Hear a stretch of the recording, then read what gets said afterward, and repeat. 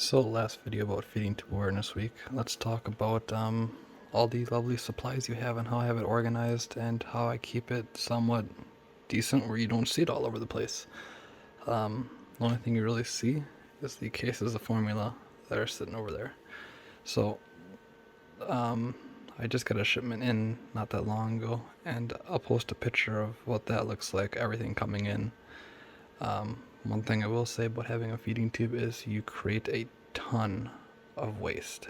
And I like cardboard boxes that everything comes in, everything's single use and all that. But so I get everything kind of contained to formula sits over there, this top drawer, and then these two big drawers. So let's start with the neat one. So inside of this drawer is most of the stuff you use every day or every couple days. When I open a case of formula, it goes right over here in this top section, and I do five cartons a day, so I can grab one whole roll, and there's 5 days worth that fits in here. Over here, I have a bunch of extensions, which gets changed every 3 days. Some just sit right in this compartment. Over here we have a bunch of 35 cc syringes.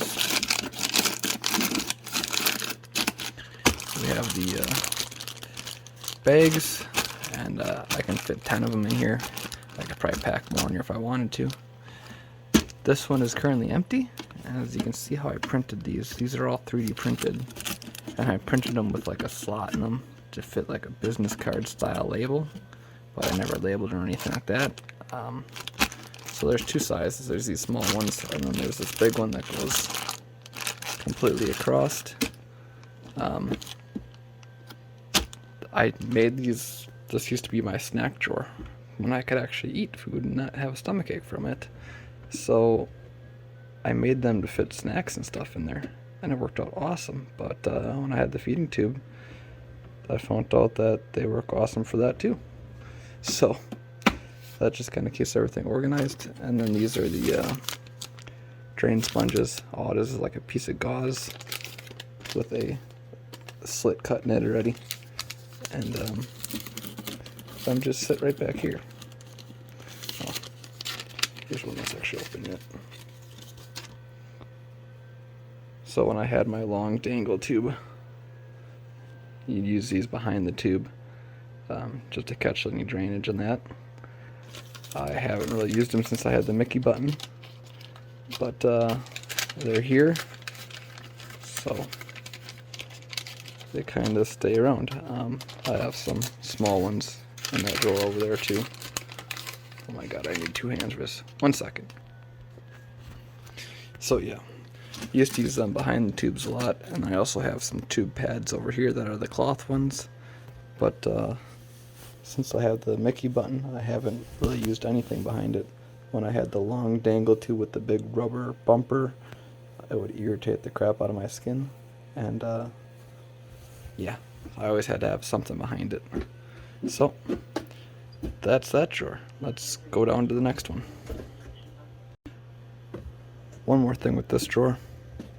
On the side here, I keep a folder that actually came from my medical supply company, and actually it was actually my home health company too that has their own medical supply company. It's actually through a local hospital, but I keep this folder over here, and when I get shipments in, I put the packing labels in there, just so if there's ever any questions about something I know exactly what I got and when I got it, and that just sits off on the side.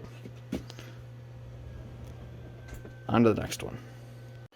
Okay, once you finish up with this top drawer, this bottom drawer is mostly Overstock stuff and stuff that doesn't get used very often. So inside of here, looks like a giant mess. I'll get that out of the way. We got some extra swabs. These are all extra bags. So these are the line set bags, the same as that was up in the top drawer. And it's just the bag for everything. This one right here, I have 3 gravity bags from the tried doing gravity, and it didn't work. So them just sit there. I figure I just keep hang on to them just in case the pump ever acts stupid or something. I can try to fight with that thing again. We got some tape. This tape here, one of the interventional radiologists told me about this stuff, and it works awesome. So this is like 4 inches wide, but it's pre-cut in like 2-inch strips, and it tears off. And you can also get that same tape in like a 1-inch wide. There's 2 rolls in here. A 1-inch wide that you can actually cut with a scissors. But I had a lot of irritation from the paper tape, and I was breaking out a rash from it. And one of the interventional radiologist doctors told me about this, and stuff's awesome. And then there's a box of extensions in there, some saline water. Yeah, that's that drawer. And let's go on to the messy, unorganized chaos of a drawer. Yeah. So, contacts. There's some small syringes in here. We got the transition pieces that I don't use anymore. Just some, these are used syringes. I hang on to a couple of them just because I'm weird that way. Here we got some tape.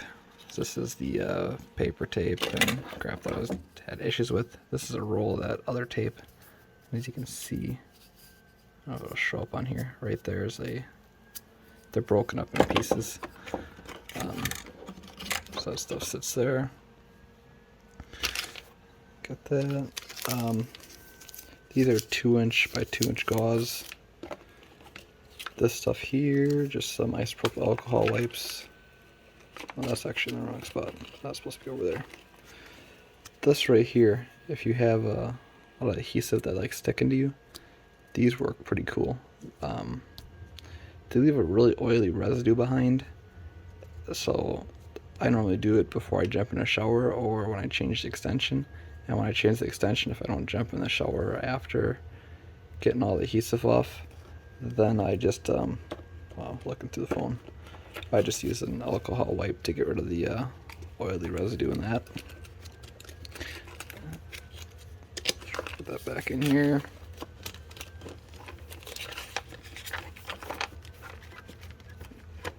Yeah. So then we got some swabs over here. I kept a couple of the caps for the bottom of that come on the line sets for the bags, just because we have a bunch of tube pads,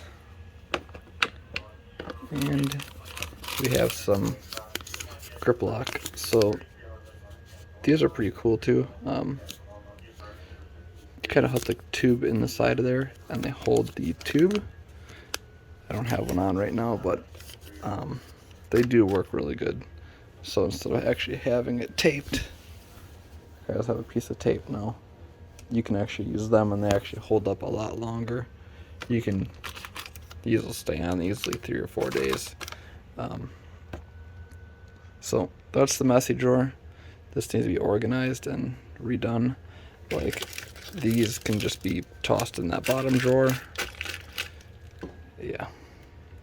So in these two, if you're interested in doing this, nothing fancy. They're just the little plastic storage bins that you can buy for hardware, and they fit just in this drawer that they just clear that top. So that's what I do with that. And then I keep, this is just some room temp water, just because this snack counter, I just might as well get rid of the pizza oven and the microwave because I don't use it anyways. Doesn't have a sink down here, so to flush the line and to run water at night, I just use bottled water. And Jesus, that's about all the more I consume is water, because everything else tends to give me a stomachache. Even the water will if I drink too much of it or too fast. So all this in this fridge is water and some adhesive that needs to be kept refrigerated. and that's not medical. That's just some Loctite really good super glue that works really good for 3D prints, and it's got to be kept refrigerated. So that sits up there. But yeah, so that's kind of the chaos of it. Oh yeah, we'll talk about that too. Another really handy thing, utility knife of some sort. That is just a 3D printed one that I stuck a magnet on the back of. That works really good. But yeah, if you have a feeding tube, I highly recommend a utility knife of some kind, because you will get plenty of use out of it. And yeah, that is that, and hopefully you guys found these videos enjoyable. And that's that. Hopefully you guys found these videos informative and entertaining, and I appreciate all you guys for leaving nice comments. Thank you very much. We'll go back to the kind of the normal stuff on my channel. Maybe I'll throw some of this stuff in here every now and then because you guys seem to like it and appreciate it. And yeah, maybe I'll have a little bit more planned for next year for Feeding Tube Awareness Week. Maybe I'll try to get a video out every day or something. But there's that. And thank you guys for watching. If you made it all the way through this video, we'll do like I did in the first video. Let's think of a code word. Code word is Tubi. So if you made it all the way through this video, comment down below Tubi. And give this video a thumbs up. And have a happy day. And I'll try to have a snow removal video up pretty soon. So all good. See you guys. So here's a little bonus video. I'll show you what I carry in my backpack and what this backpack is. So there's the brand. It is a Target backpack. I like it because it's small and it's light. It's really light. One thing I hate is these two straps. If you want to open this front pocket all the way, you guys got to pop them two straps. But I'll show you this front pocket. Come on. So inside of here, there's two pockets. And this one keeps a adhesive remover, a couple alcohol pads, some gauze, one of them grip locks, and then in this pocket just got a 35 milliliter syringe and a couple Q-tips to clean behind the tube if I'm gone for a long time and get a lot of drainage that gets annoying. Shut this back in here. And then there's some antibacterial hand wipes in there. And because this is on me all the time anyways, I just shove my wallet down in here. And then this little pocket up here,